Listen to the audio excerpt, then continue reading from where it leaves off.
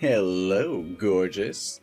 Are you ready to come visit my house for my nephew's birthday party? Remember to prepare a present for him, and most importantly, dress well. I want everyone to admire me for having such a wonderful and beautiful girlfriend like you. Hi, baby. I've prepared a present for your nephew, but I'm very worried. What if your family doesn't like me? Don't worry, I'm sure everyone will love you. You are very beautiful. Trust me. You'll be the highlight of the party. You're the looks, and I'm the brains in the relationship. That's how it works. So, you're saying you're only with me because of my looks? Basically, I mean... What, so if I didn't have my looks, you wouldn't be with me? Well, maybe. I don't mean anything by that.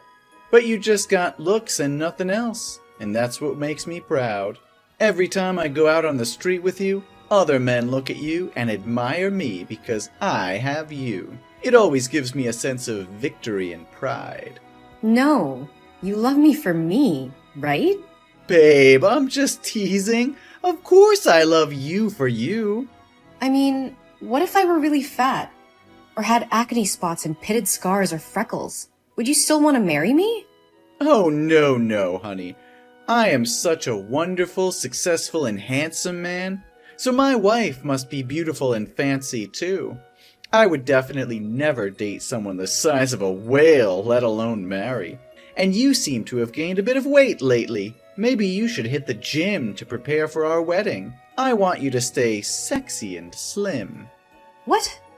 Are you kidding? I didn't realize I had gained weight.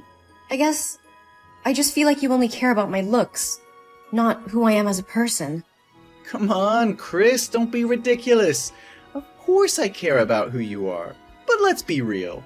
Physical attraction is important in a relationship. And I want to be with someone who takes care of themselves and looks good. I understand that, but when you said you wouldn't marry someone the size of a whale, it really made me feel insecure. I can't stop thinking about it. And I'm scared that you'll leave me if I gain weight or if I don't look as good as I used to. Oh, Chris, I'm sorry. I didn't mean it like that. I love you for who you are, not just your looks. I think you're beautiful no matter what. But what if I'm not beautiful anymore? What if I'm not the same person you fell in love with? You'll always be the same person to me, Chris. And even if you do gain weight or your appearance changes, it won't change how I feel about you. Okay, I'll try to believe you. Trust me, baby. I love you more than anything in this world.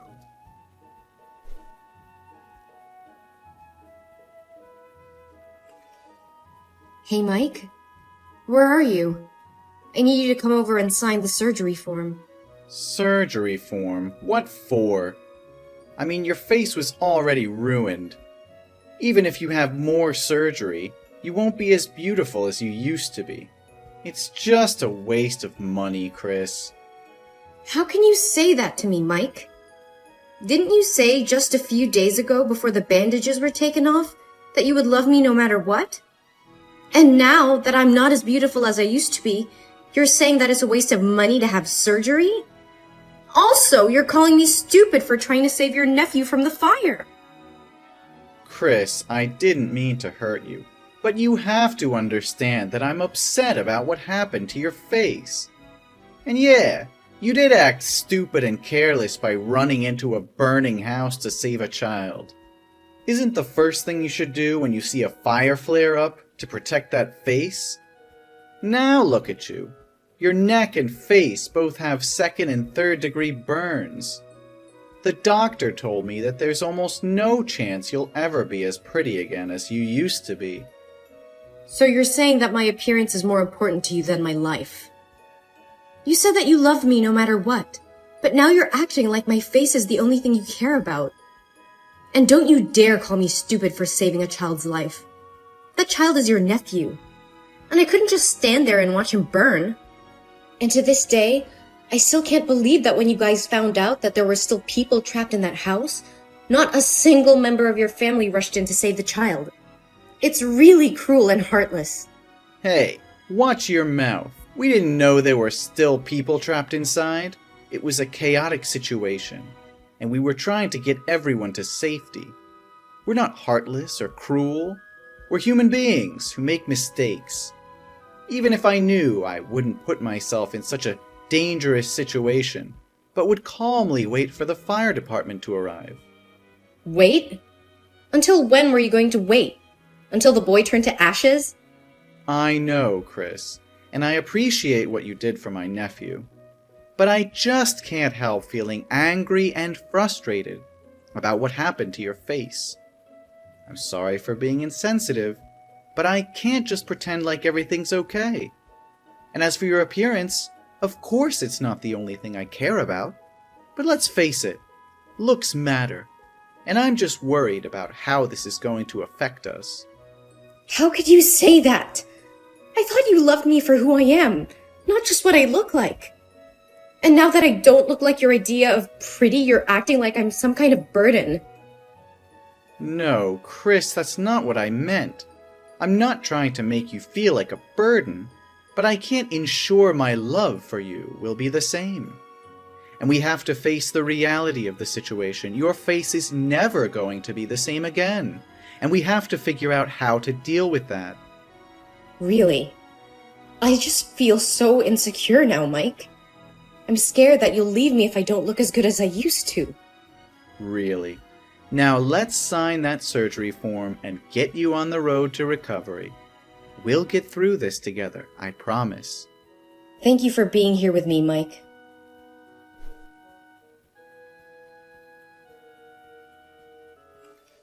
Hi, Chris. I wanted to check in since you missed your psychotherapy appointment today. The therapist didn't see you, and she said you weren't picking up your phone. So I'm just texting to see if you're okay. If you're busy, I can tell her to reschedule your appointment for a later time. Is everything fine? No, I didn't forget my appointment. It's just, I didn't want to go out in public because of my burned face. I feel ugly and disgusting and don't dare to face people. Even if I can't see myself in the mirror now, how can I have the courage to go out into the street? I understand how you feel, Chris. In that case, let's have an online therapy session today.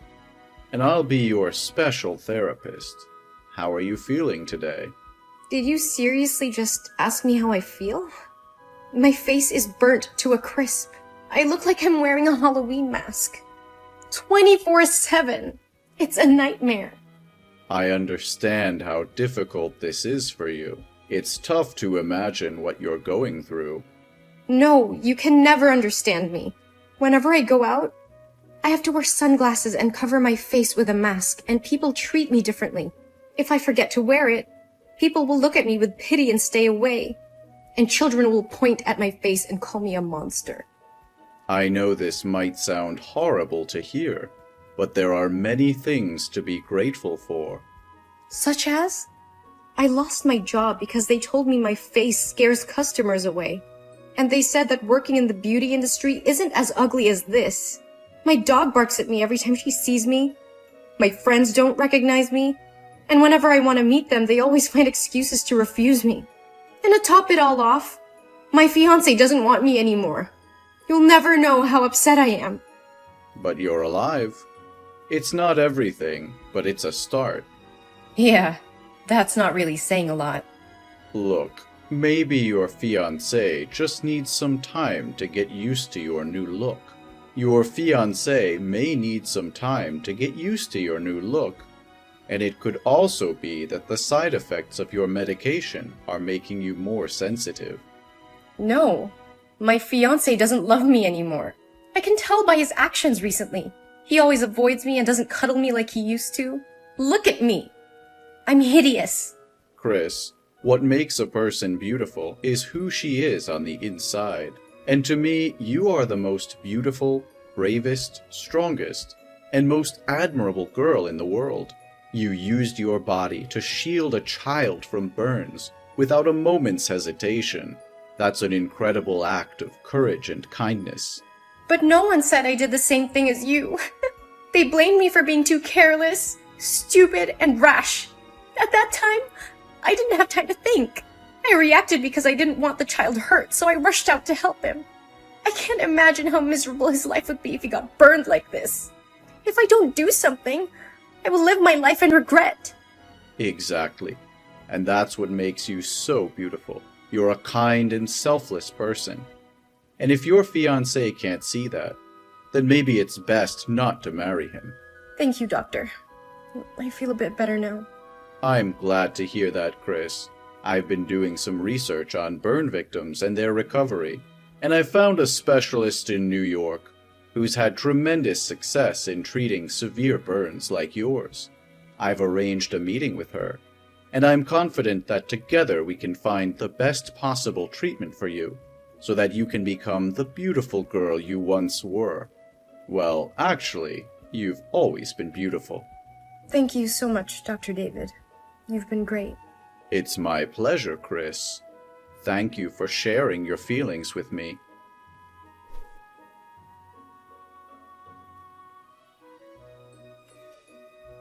It's late, Mike. Where are you now? My buddy John is having a basketball match tonight. I'm gonna go down there to watch with the guys. Oh, I love basketball. Send me the location and I will come join you guys. I'll get ready right now. No, baby. This is like a guys-only thing. Really, just stay at home. What's happening? You always bring me to gatherings with your friends. But things have changed.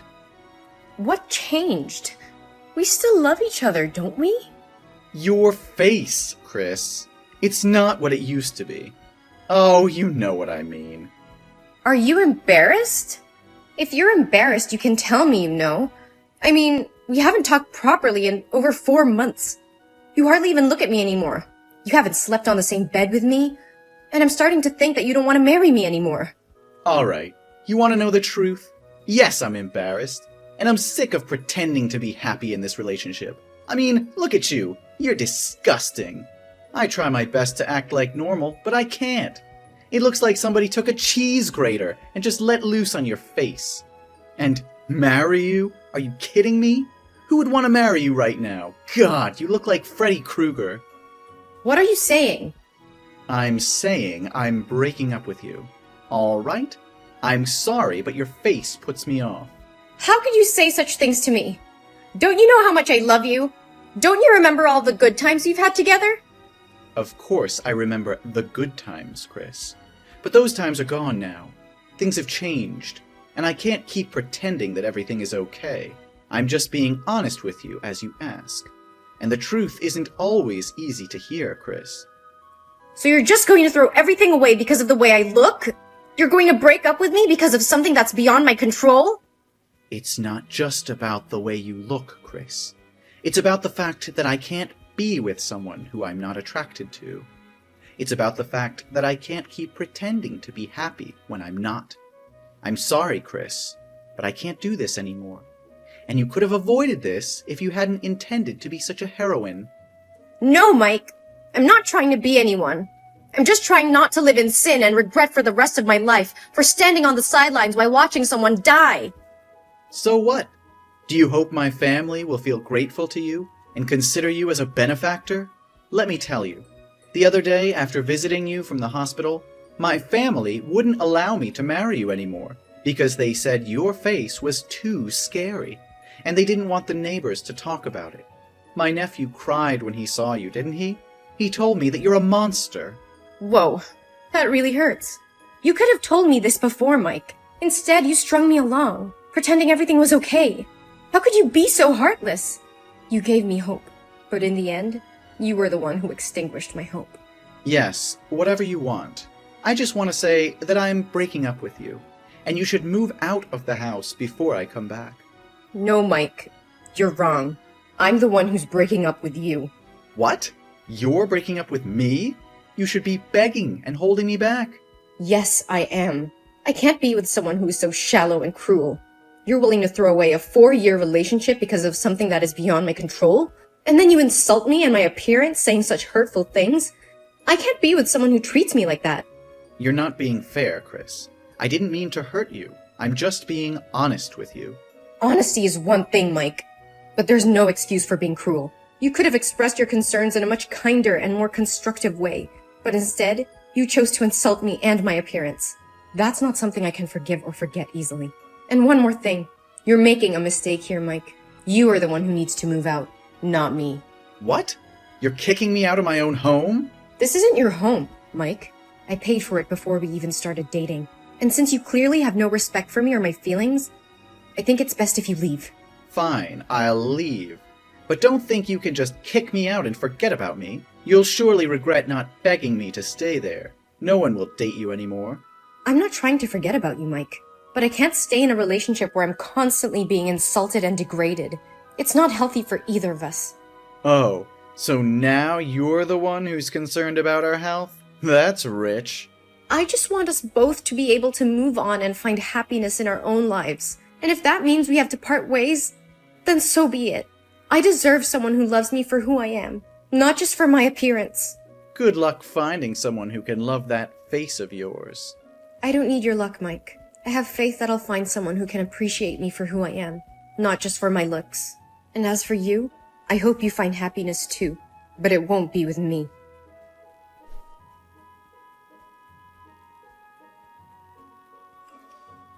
Hey, Chris. How've you been? It's been so long since we talked. How's life treating you? Mike? Why are you suddenly reaching out? It's been 3 years and I haven't heard from you. Is everything okay? No, everything is not okay at all. I just miss you a lot. I can't stop thinking about you after all these years. What? Are you kidding me? That year you said you didn't love me anymore because of my ugly face, remember? Actually, 2 years ago, something terrible happened to me. I was attacked by a gang, and they slashed my face, leaving me with a long, hideous scar. My left eye is also blind, so I can only see out of one eye now. Since then, no girl wants to date me. Oh my god.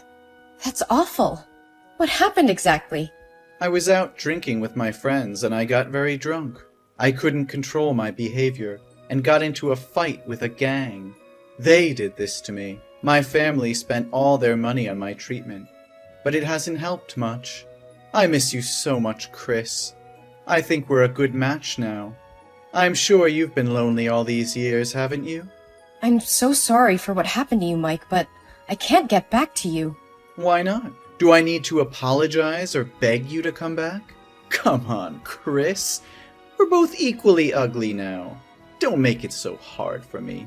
You're not a petty person, are you? No, Mike. It's not that I'm holding a grudge from the past. It's just that I'm engaged and my wedding is next week. What? You're getting married? To whom? Who would want to be with someone with a scarred face like yours? He's my dermatologist, David. He's been there for me over the years, taking care of me and helping me feel beautiful again. He was by my side when I was at my lowest and always told me that I was the most beautiful person in the world. He helped me stay positive and have faith in life again. And my face is no longer scarred. It's beautiful again. What do you mean, beautiful again? That's impossible. David spent a lot of time researching methods for my surgery, and after 15 surgeries using skin grafting, my face has healed and recovered. You're lying to me, Chris. I can't believe you're getting married to someone else. You were mine, and now you belong to someone else? Mike, please calm down. I'm sorry, but I can't change how I feel. It's been years since we broke up, and I've moved on. How could you do this to me? After everything we've been through, you just throw me away like garbage? I didn't throw you away, Mike. You chose to end things between us. And now I've found someone who loves me for who I am, scarred or not. I can't believe this is happening to me. You're supposed to be mine. I'm the only one who truly understands you. That's not true, Mike. David has been there for me through thick and thin. He accepts me for who I am and loves me unconditionally. And he's the one I want to spend the rest of my life with. You'll regret leaving me, Chris. You'll see that no one will love you like I did. Mike, please stop. Your words are hurtful and untrue. I wish you all the best, but I can't be with you anymore. You're lying. No, I'm not. I'm sorry, Mike, but I have to go now. Please take care of yourself. No, you can't just treat me like that. Why am I the only one who has to live a miserable life with such a disgusting face in the end? I believe someone will love you for who you really are, Mike. You should be optimistic. No, don't talk nonsense anymore. Come back to me right now.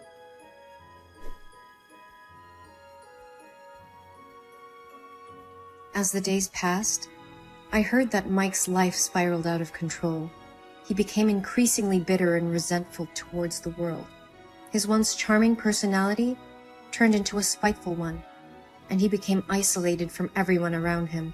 Despite seeking therapy and trying to come to terms with his past, he was unable to shake off the feeling of bitterness and hatred. His life was consumed by his resentment towards me and his own misfortune. Meanwhile, my relationship with David continued to flourish. I finally had a fairy tale wedding like I've always wanted. And now, we have 2 very beautiful babies. We are deeply in love and support each other through thick and thin. We were happily married and building a life together filled with love, joy, and new possibilities. David was always there for me during the hard times, and we shared many happy moments together. We often talk about their future and the family we hope to build, grateful for the chance we had to find each other and start a new chapter in our lives.